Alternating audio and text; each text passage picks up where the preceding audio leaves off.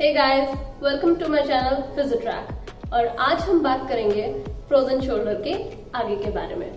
जैसे कि हमने पिछली वीडियो में फ्रोजन शोल्डर के इंट्रोडक्शन के बारे में देखा था, और इस वीडियो में हम फ्रोजन शोल्डर की एनाटॉमी और पैथोजेनेसिस देखेंगे और साथ में ये भी देखेंगे कि हम इन पेशेंट्स को कैसे डायग्नोज कर सकते हैं।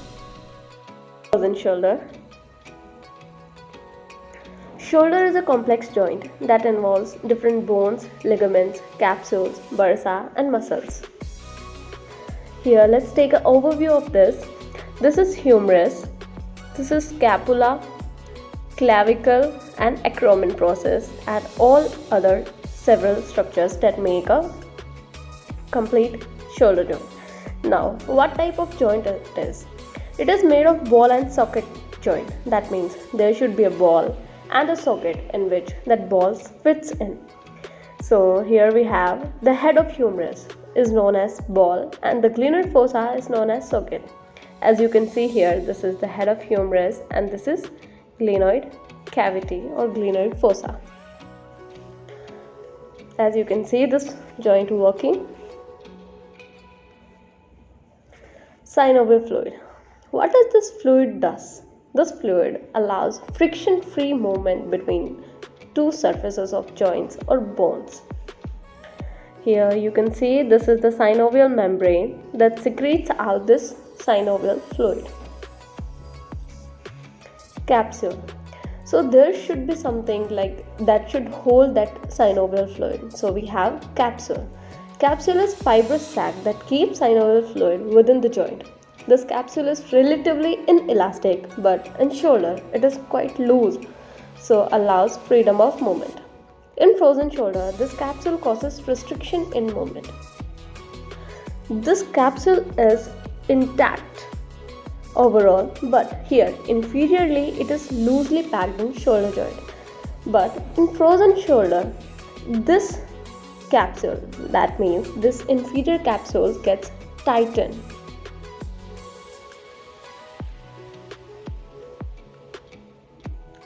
Now let's see which are the muscles that are mainly involved in this joint in case of frozen shoulder. These are subscapularis and infraspinatus muscle. Here you can see this is the infraspinatus muscle that comes out from infraspinatus fossa and subscapularis muscle that comes out from subscapularis fossa of scapula. These both muscles passes through the joint and causes external and internal rotation. Now let's have a look at bursa. What is this bursa? This is a fluid filled sac. It allows freedom of movement between two structures, either two muscles or muscle and a ligament. Here in this shoulder joint, in case of frozen shoulder, this is subacromial bursa that you can see here that is involved. This bursa gets thickened. Ligament. Coracohumeral ligament becomes thickened. Here you can see this ligament. In overall, inferior capsule, subacromial bursa, coracohumeral ligament and subscapularis muscle become thickened and tightened. Let's have a look at normal joint and a frozen shoulder joint. Here you can see this inflamed part of the shoulder joint in frozen shoulder case. Now let's take a view at pathogenesis of frozen shoulder. That means how this frozen shoulder is caused. Adhesive capsulitis or frozen shoulder involves both inflammation and thickening and scarring of the connective tissue. Cyclooxygenase contribute to inflammation and breakdown of structures of peripheral tissues. That leads to increase in level of cytokines TNF alpha, COX-1, interleukin in capsular and subacromial bursa.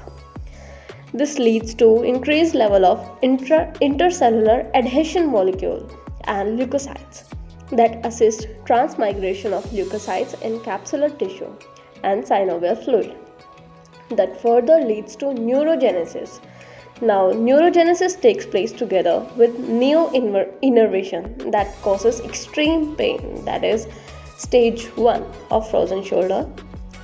Now fibroblast mixed with type 1 and type 3 collagen fibers appears. This further leads to fibroblastic changes into smooth muscle phenotype. Myofibroblasts are made that leads to capsular contraction.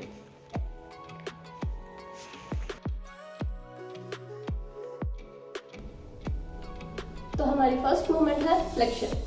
Normal patient की flexion movement होती है 0 to 180 degree. देखिए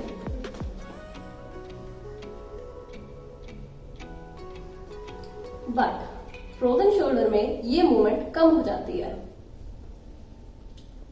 patients इतनी या इससे कम movement ही कर पाते हैं। बैक हमारी सेकेंड मूवमेंट है अबडक्शन। नॉर्मल अबडक्शन की रेंज होती है 0 to 180 degree. Now let's see,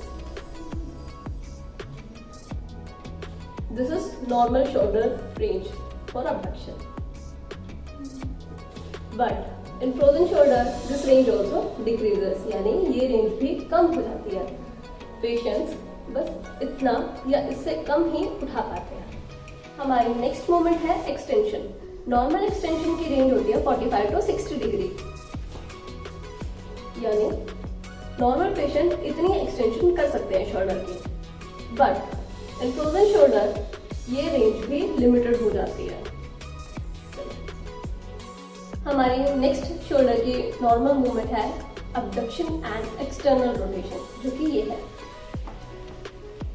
normal patient की रेंज इतनी होती है, बट इन फ्रोजन शोल्डर ये रेंज डिक्रीज हो गए यहाँ तक या इससे भी कम हो जाती है, इसलिए पेशेंट को कॉम्बिंग करने में डिफिकल्टी होती है। हमारी नेक्स्ट मूवमेंट है एडक्शन एंड इंटरनल रोटेशन, जो कि ये है।